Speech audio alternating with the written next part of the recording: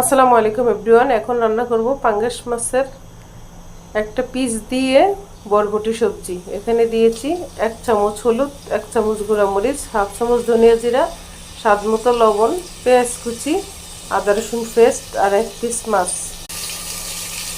এখন দিয়ে দিচ্ছি পরিমাণ মতো পানি।